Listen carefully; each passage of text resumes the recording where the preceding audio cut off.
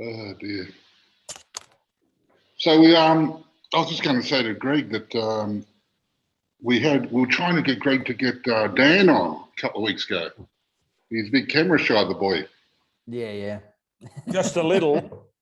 Bloody hell. So Well, I'm glad his wine sold well enough. Yes. Anyway. Geez, Robert, you're looking well. Oh, mate, working hard, trying to stay honest. It's an upward slog. Yeah, that hair's getting shorter. They let you have a haircut. We can't do that in Australia.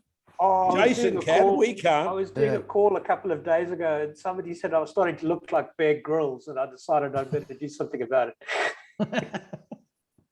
And you're looking skinnier than ever, Robert. What's happened? You can't get a feed? Mate, you know what it is? Like working Singapore time, I'm up at around about 3:30, and then I work till noon. So and then I crash sort of early afternoon. So there's only time to eat twice a day, which is fantastic. The rest of the time, siesta goes for 7 hours or something, does it? Yeah, it's bloody fantastic. So I actually don't have time to eat for the first time in my life. So where are you right now? What? I'm in the Pyrenees Mountains, so it's near the border, the French border, where Toulouse is. So it's about 1,500 meters above sea level. Wow. Which is not too hot there like the rest everywhere else. It's fantastic. And in fact, I didn't pack any jumpers or anything, and I'm actually cold at night, which is just, as a Singaporean, it's a very unusual way to live one's life with the window open and no air conditioning. I can imagine. It's a great experience. Anyway, but well, it looks like everybody's Hello. Hey Robert, I love these new boxes, Robert. They're super cute. Is this to motivate us to? Is this to motivate us to bring the jars back? Yeah, that's the story, man. It's all about recycling.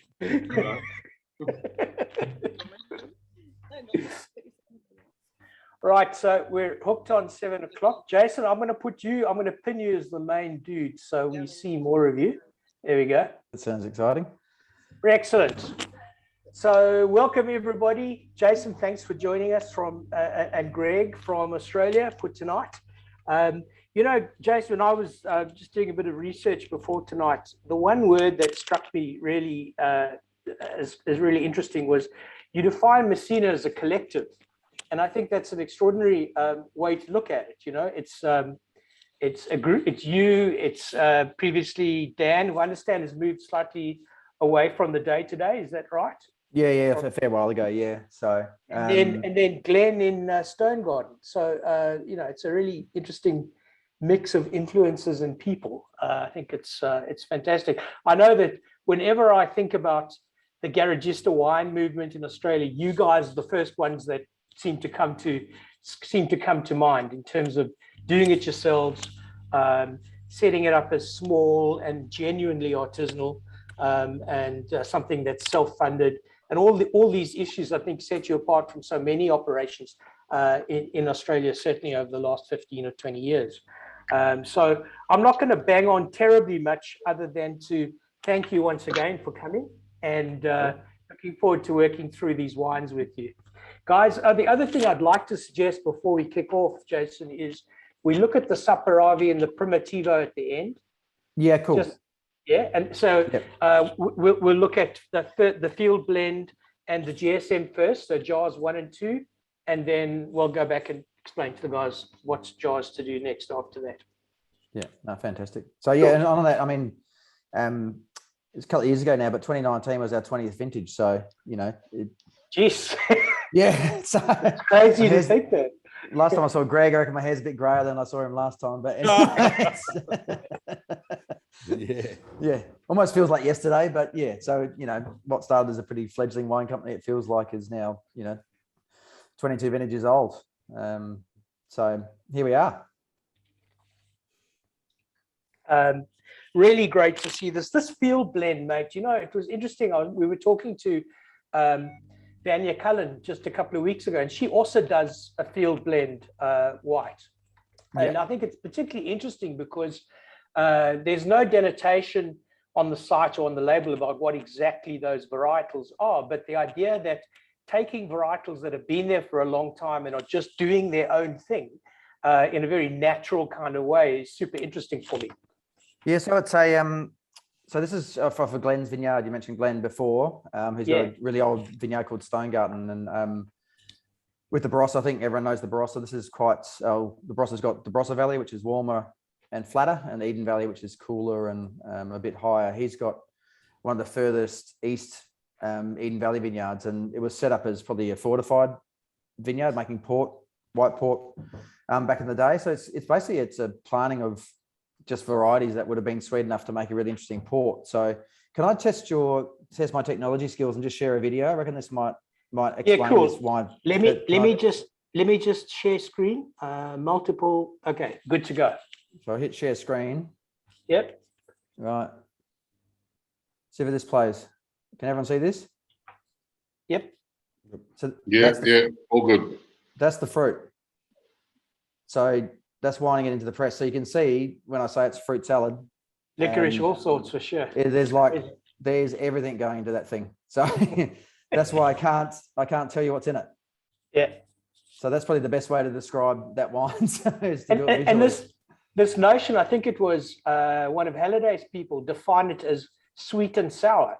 It's a really interesting way to pin a notion onto a wine from a flavor point of view. Yeah, because it was mostly muscat. I mean, I think if you're smelling the wine, you can pick that sort of muscatty floral aroma to it. But also the terroir is quite like the siltstone it's got out there, and the mica schist that really holds acidity for it. So you've got this really sweet muscatty flavor which people associate with sweetness. And just to play with it, I thought everyone's going to think it's going to be quite sweet. What I wanted to do is then show the acidity and make it completely bone dry, and it does sit on the skins for a bit as well. So it's a bit of a juxtaposition of a wine. You smell it, and it's got that Australian fruit profile, but when you actually get to taste it, it's got a searing acidity. It's got a bit of phenolics from the skins, and it's got a lot of lees work, so it's got a bit of texture as well. So it's sort of, I wanted to make one of those wines where you smell it and go, hang on, this wine's completely different on the palate than what it was, and just make it really interesting. So that's where it started. How long on skins was it? It's only 24 hours. So you get a bit of in theory, your acidity levels are getting boring wine stuff. It pulls the acid up if you give it some contact with some stalks. So I just foot tread it, leave it overnight, and then that goes in the press, and that just resolves some of that really hard acidity from that and gives it a bit of phenolic flavor. You know, that juxtaposition notion, there's a varietal that's grown in Japan, and it's indigenous to Japan. And if I have my information right, I think Lisa Perotti Brown wrote a detailed paper on it. This kind of notion of a sweetness and an acidity that seem to play against each other in the wines. And it's really quite confusing. But if you think about Japanese food, like eel and all that whole display of flavors that come from Japanese food, I can't think of anything better than to throw it against that. Yeah, I mean, and that's the thing, is having the wine and food matching things change. You basically drink what you like with what food you like is what I think the new rules are. And that, to me, we have a lot of sort of, again, Asian influence, probably more Southeast Asian influence. And, it's got a bit of sweetness to that as well, but it's got some pretty searing acidity and heat. So I really wanted that wine to show, we could, in our summertime, have it really bone cold. It'll be quite acidic in our winter time. Yeah. I mean, tonight here in Adelaide or Barossa, it's going to be -1 tonight. So it's pretty cold. You can let it sit on the bench, and that texture and that will come through if it is in a warmer position. So it gives you the best of both worlds. Is it a wine that has any predisposition to aging? I'm thinking with muscat, it would. It would certainly evolve into something. Yeah, definitely. And the Riesling we do from that same vineyard is, again, that's searingly acidic, almost champagne acidity from there, which is strange it's still hot. It's still 40 degrees out in the vineyard. But of all the wines in the Barossa, I think some of those Eden Valley whites that have got natural acidity are the best aged for our region, because our reds probably don't retain that same acidity level. So the reds often in the region tend to get a little doughy or flabby after a certain period of time, and you're right, the Rieslings really come through good. Amazing price point at $36, and just to harp back on the ratings, 93 points, which places it at a really good price point from a commercial point of view as well. Definitely the everyday drinking with premium quality opportunities for events and whatever. Yeah, it's probably well known, just to interrupt you there, Robert, is that it's some of that plantings dating back to 1858. So incredible. Talking, 170 odd years old for that planting. So just a bit of history in the glass there as well. Amazing. All right, let's mosey on over to the Moonlight Run. I'd always thought of this as GSM, but it's not. It's MGS, and thankfully not MSG, because I'd have a hell of a time selling that. It's close. So that might be my it might be my creative accounting on the label on the varietals. So it looks like almost half of it's Mourvèdre and 28 points Grenache and 23 points Shiraz. Halliday's given it 95 points from the 2018. We've sold this for a couple of vintages now, Jaysen. What's your feeling of 17 through to 18 from a vintage point of view? Yeah, so you were right. Like, it has been mostly GSM, sometimes a bit of Cinsault as well in the mix over the years, but essentially the blend changes for what's best for the vintage. So you mentioned 2017 there. That was quite a wet year for us, and the Mourvèdre, we call Mataro here, Monastrell, where you are at the moment. It was really, because there was a lot of quite a wet year and quite a larger crop. The Mataro is really aromatic and really quite light. So that wine was actually about 75% almost, or a bit higher of Mataro or Mourvèdre. Yowza. Yeah. So really high, but that was quite fragrant, light, didn't have the tannin structure that it usually would have. And I think I'm just sort of learning to deal with more tannic varieties over the years, that I think the darkness of the Mataro and a bit more of the darker pepper and spice I really enjoy. So the Mataro has been moving up higher and higher in that blend ratio every year. And so when it came to the 2018, that was quite a warm year. So then I needed to add a bit more. And so then the Mataro is a bit heavier and a bit more tannin structure. So I needed to add more things like Grenache and Shiraz, which are lower tannin, to offset that. So that's what the difference between the years are. And back to 2019, which has just been, that's released as well, that's actually Grenache dominant again, because the yields are so low in that year. The Mataro is just almost too tannic to be a lead variety. So it does change. It's basically the best. And I love this wine. This is the first wine we ever made. So it's 2000. We only made this wine in that first year. And this is one of my favorites because it does get to move with the seasons and I can influence the style.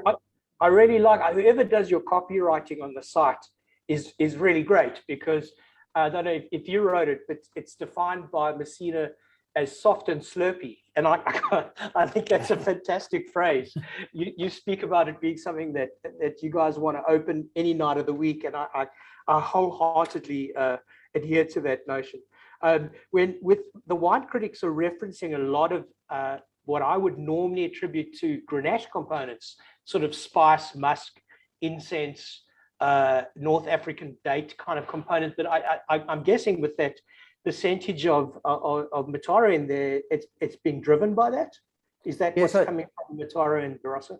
Yeah, so I think if you come into a Barossa winery late in the season during harvest, the best time of year is because Grenache and Mourvèdre are later picked.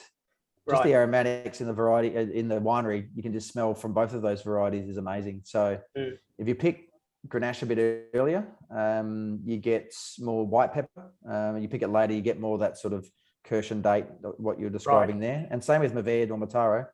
Pick it early, you get more sort of green pepper spice. If you pick it a bit later, that's when you get more of your, I guess Mataro can get more into that tannic spectrum. So really it's harvest date as well that influences that aromatic. But they're pitched together, and that's why they blend so well together, is that Mourvèdre and Grenache are different, but they're in the same spectrum of aromatic reds. I know that cutting my teeth on Australian GSMs was always Charlie Melton 15 or 20 years ago. But it's extraordinary how the influence of Grenache and Mourvèdre has developed so very, very much in the last 2 decades. I was talking to Mark Bullman the other day at Turkey Flat, who lives and breathes and dies Grenache. It's his whole game. And he was getting caught up in just how dramatically that varietal is starting to dominate the South Australian wine scene. Yeah, it's getting very big. Yeah, I mean, Mark plays in my old man's basketball team, but he's about 10 years younger than me. So we talk about Grenache a lot when we're driving. Share a drive to the basketball court. Yeah, what he's doing with the turkey flat Grenache is great with his resource, and we've spent a lot of time talking to each other about it. We started Massena based on a love of Grenache back in the 20 odd years ago. We were drinking Cote de Rhone, Chateauneuf type wines and love that style, and the resource we have here. Some of the Grenache that goes in that Moonlight Run is 150 years old. That turkey flat vineyard's a 1920s planting. So we have the resource here, and in South Australia, even McLaren Vale Grenache probably is even outstripping Barossa at the moment in our domestic market for its. I know it's. I guess the Rhyme reviewers are really loving McLaren Vale at the moment, but the Barossa's had this resource for 150, 170 years that we can just jump in and grab onto it. It's just that consumers are always been hell bent on Shiraz, and they're just discovering that. And Grenache is slurpy. That's the thing. It's delicious. Yeah. It's got that wonderful. Gracias. It's got that wonderful immediacy about it.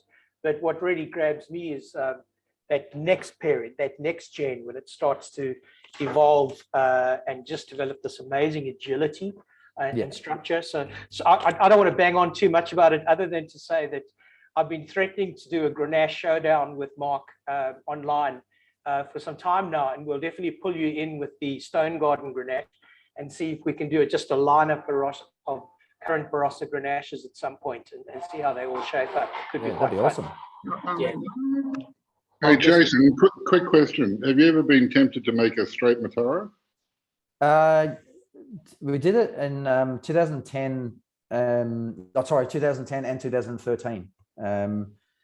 It's probably, I mean, Massena's not really a marketing or market-driven company. It's probably more production-based, like producing what I feel like. But did the Mataro a few times, and it's Mataro, because again, Mataro, Mourvedre, Robert is at the moment, they call it Monastrell. It's called so many different names, and it can be quite austere and lean. So I think people do like it, but it's a very minute portion of the people that do like it. Yeah, we don't do much of it. We get some in from Mark at Turkey Flat. Yeah. He does a straight one. Yeah. We've got a couple of other ones that we do out of WA.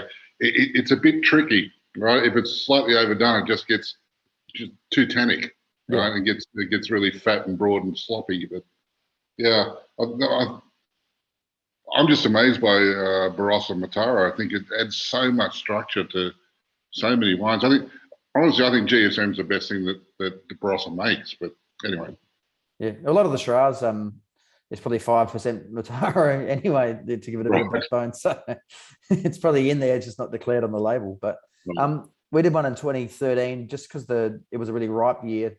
The Mataro handled that better. We picked it early, but the Grenache ended up being a bit more sugar driven. That just didn't really like that Grenache style. Candied. You can get a bit candied. Yeah, so just cut the Grenache out and just release them Mataro and so on. And that one looks great from 2013. So, and the 2010 looks really good too. So these Mataro vines that you're pulling it off, how old are these vines? It varies a few different vineyards, but most of it actually came from a vineyard we planted in 2000. So in that wine there, the 2018 that you're trying, it's not old vine at all, but it just was the right soil type and right clone. We just basically got some sticks we actually traded a carton of beer for the Mataro vines and planted them, and just the site it was on. After about the 5 years, it was the best Mataro we're getting. Like we're getting some 60, 70-year-old Mataro from out of Ebenezer, which is a glorified Barossa sub-region, and the younger vine stuff was actually showing it out. So it's just one of those lucky things. The only historical reference I can think of out of Australia for plain Mataro would be Wendouree. And it was always the wild child of the stable. I loved it as a Wendouree blend, but I was never crazy for it as a standalone. Just to that point, it seemed a little bit lacking in roundness and finish, even with some serious 10 or 20 years on the bottles. It just never seemed to go anywhere for me. Interesting. All right, let's have a look now at the two Shirazes. So guys, that would be jars number 4 and 5. Jar 4 is your 2012 and jar 5 is your 2018. These are the 11th hour Shirazes. The one reference, Jaysen, that I use year in and year out when I'm marketing 11th Hour is James Suckling's rhetorical question as to whether this 11th Hour Shiraz is the Chauve of Australia. We'll just dine out on that one for the rest of our lives. But anyway, yeah, I'm gonna wear that till they put me under the ground. But what's interesting nonetheless is to see the level of demand that we have for 11th Hour. There's a wonderful story for those who are on the call tonight. Maybe you could share the naming of 11th Hour and what it was all about. Yeah, so we I mentioned so we started Massena in the year 2000, and Dan and I were keen just on making Grenache because we saw the old vines here. We grew up in the Barossa, and then we were getting some old vine Grenache. The next year there was a really not super old, but 60-year-old parcel of Shiraz, and the young family that owned it were friends of ours, and it was only getting into a big tub of fruit that went to one of the big wine companies, and they were getting paid very minimal price. And the best way they could do that to get their money back on their vineyard was to pull the old vines out, put some higher yielding young vines in, and make 4 times the money. And we were just driving over the hill, made a decision to max out our credit cards and say we'll take the fruit next year. And as we're driving over the hill, there was a D9 bulldozer in the vineyard ripping out most of it, and we stopped them. And that's why we say the 11th Hour stopped this bulldozer at the last minute, and we kept about 13 rows out of about 40, and just said, look, if you were willing to keep these old vines in the ground, we'll pay you the right money for it and make some decent wine from it. And so that's how it started. We never were in the ideal of actually making Shiraz, but one of the things we did with growing up around here is we didn't want to lose any of those older vines. So it just sort of came as a by chance moment that we came over and did that. And I can tell you, we can't travel to China anymore. We're not selling wine to China, but that story does not translate at all. Really? Yeah. So 11th Hour meaning last minute, it just doesn't work. But anyway, I think you guys can understand it, which is lucky. So, so just referencing saving an old vineyard really, and that was in the heartland of Greenock, which is a northern appellation or GI of the Barossa Valley. A lot of heavy red clays, which sort of make the berries quite small. You can pick it a bit earlier. And I think the reference to looking like a French style wine is that I do pick it a bit earlier than most people. So you get probably more, again, when we talk about Grenache, we'll get more aromatic when it's picked early. Same with Shiraz, you get more black pepper, a bit more of that sort of licorice aniseed type notes to them as well. That's why it probably gets referenced as a looking more. No, it still looks like Barossa wine, but yeah, like that. Yeah. That's where that reference came from. I think where the 12 is, and maybe Lou can lead us through the taste of it. But if I remember, it wasn't so long ago. It was a few months ago that I looked at it. There's a silkiness about it now. There's an evolution that's really sensational. No, it's a very, very broad palate. And the fact is, the tannins are just so soft for a wine that's been obviously reasonably well extracted. The ripeness is there, but it's not. There's no heat. There's no sense of anything being overblown, Robin. But the tannins, for me, the tannin finish is just amazing. Just really soft. And are you seeing, Lou, that in the 18 is it going in that direction for you, or is it still very primary? Okay. I've tried the 12 so far. Okay. So I'll get on the 18 after this. But yeah. I remember, Jaysen, we did a shipload worth of your 2010 when Greg still had it, and the 12 was very different to the 10 when we first tried it about 4 years ago. Now you can see where the progression is. Yeah. The 12 has gone to where the 10 used to be, in my view. Yeah, and you'll probably see with the 2018, the 2012 will be quite, like I said, quite subtle and got a bit of breadth about it. What the slight would have been on the 2012 back in that time as the 2010 would have been quite open and rich, and the 12 would have looked a bit sort of green and herbal and a bit clumsy with tannin. And probably the 2018, you can probably see that it's got a bit more of that sort of bit more herby, not as rich. It's got some overt tannin, a bit more acid structure to it. But that's, I intentionally, again, winemaking wise, everyone would know what oxidation is in wine.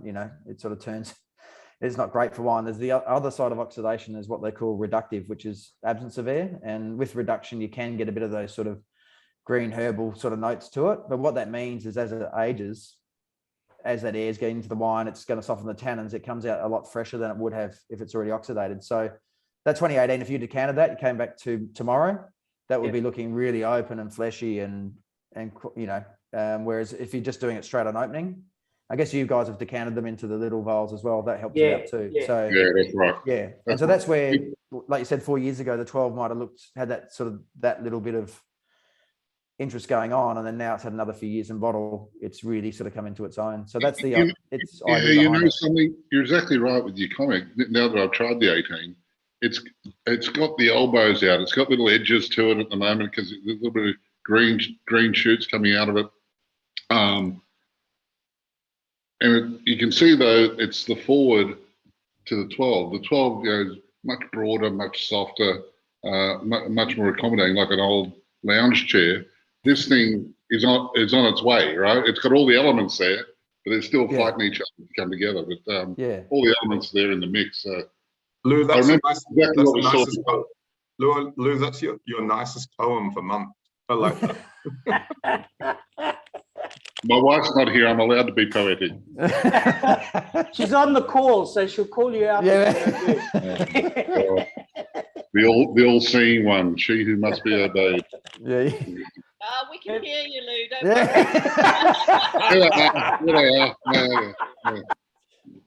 worry.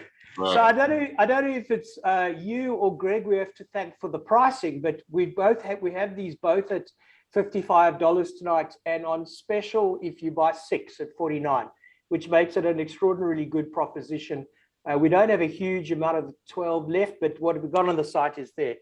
I'm racking my brains to think of a wine of that quality under $50 at the moment out of Australia. So that's really good value. Thank you. No, but honestly, this is the first time I've tried the 12 in about a year, and it's just evolved so much. It's in a beautiful space now. It really is. That's why I'm waxing poetic. Sorry, but it really is. It's a beautiful space. I'm loving it. Yeah, but from memory on that, when we bottled the 12, it did look had a really green, herbal, tannic edge to it. And it was, 2010 was quite a big, rich year. And 2011, we didn't pick any grapes because it rained like hell over here. So 2012, bigger crop, picked it a little bit earlier, and it looked quite green going to bottle, which, not green, but looked a bit more early picked, and just had to have the confidence to let it sit there and let it come through. So it's a challenge of making, good wine you can drink. If you're that 2018, if you let that sit in your glass for, half an hour, it's going to look awesome. But, the 2012 obviously shows that development. So it's walking that line between drink it tonight or put it in. Not everyone can sell a wine. So you need to sort of do the best of both worlds if you can. All right, moving to the Primitivo and the Saperavi. Guys, that's jars 3 and 6. I guess both of these, in a way, represent a new direction that Australian wine seems to be embracing with great rapidity. This notion of, especially in South Australia, going towards these sort of varietals. Do I have it correctly, the story that both the Primitivo and the Saperavi come off that relatively young patch that you planted in about 20 years ago? These vines are around about 20 years now. Right next to the Mataro we talked about before. Right, okay.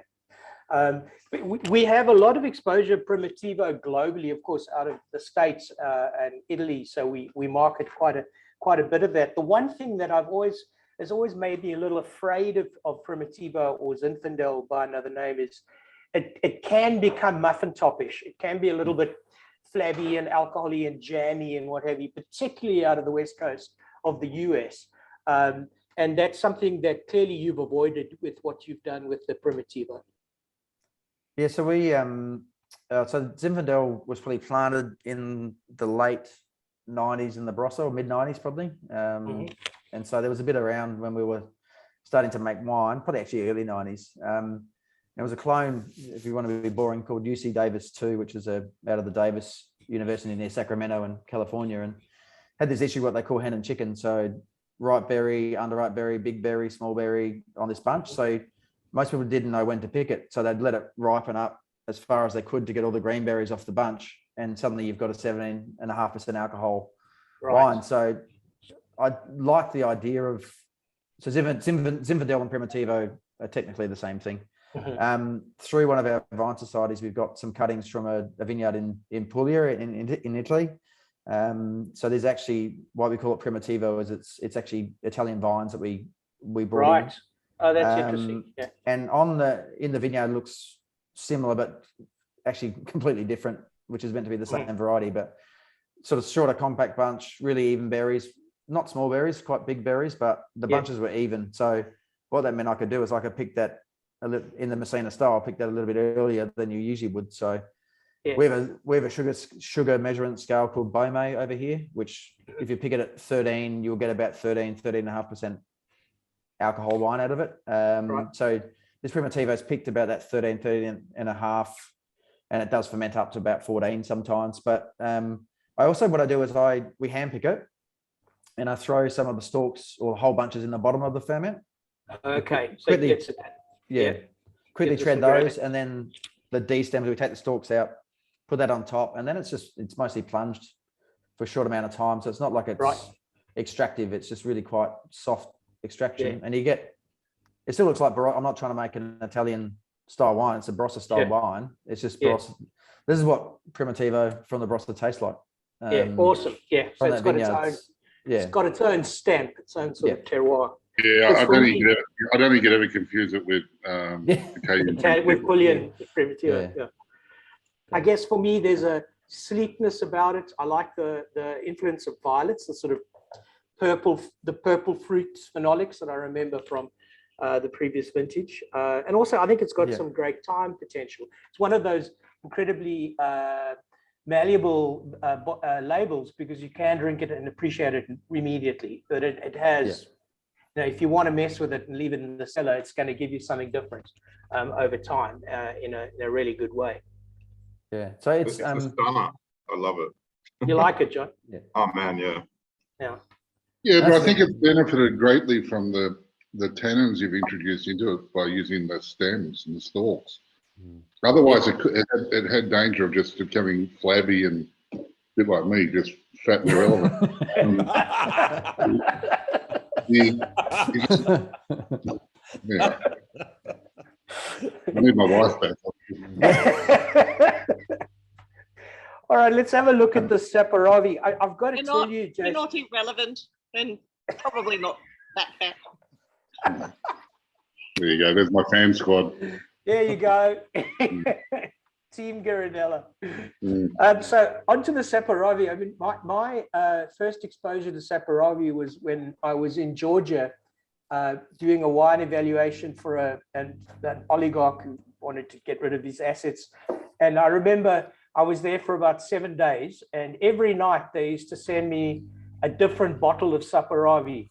Really? And apparently in Georgia, they also like to accompany gifts to their guests with a lady of the night. So every night I got a bottle of Saperavi and a hooker. And so I sent one of those 2 gifts back every night, unwrapped, and the other one I kept. And I must say that of those 6 Saperavi, there was nothing that electrified me. It just seemed really clunky, heavy duty, just horrid wine. So I'm delighted to see that you've adopted it and made it your own and shown it in a different direction. Yeah, but to be fair to everyone, he's only adopted it after getting rid of the giraffe, right? Yeah. That's right. Controversial. Mention the war. This used to be a giraffe, right? It used to be 100% giraffe. Yeah, it was. So what we're trying, and actually getting back to the 11th hour being quite soft, was looking for varieties that had natural tannin structure in the. You can make Shiraz look more tannic. You can add it from a bag if you want to, but that's not really what the style of wine that Massena does. So it's got to be from the variety. So I wanted to mess with some more tannic varieties. So we tried Petite Syrah or Giraffe. The other variety on this same vineyard is a variety called Tanat, which is almost near where you are in the south of France, a little bit further northwest. The Yappies make use a lot of that in the Swartland in South Africa. Yep. It's been there for a long, long time. Yeah, and the other one was then Saperavi. And the other thing we miss, and we mentioned before as well, is we miss this natural acidity in a lot of our varieties here, like Shiraz and Grenache and Mourvèdre are all quite low acid varieties. So this is almost like not as much as your experience with the ladies of the night. This is almost Yeah. like a blind date. I got onto a like the Jancis Robinson grape book, and went like, what's got natural acidity? No, you know, what's the characteristics of this thing I'm looking for? And natural acidity, natural tannin, small berry size, can handle a bit of heat. And Saperavi came up as that. So it's apparently the Shiraz of Georgia. It's the thing that they plant the most, been there the longest, etc., etc. But I'm also reading that in Eastern Europe they are taking a more assiduous approach with it, cleaner winemaking, more serious operation, and they are now starting to produce something that's more marketable and global. Yeah. Apparently, it's the same with their hookers.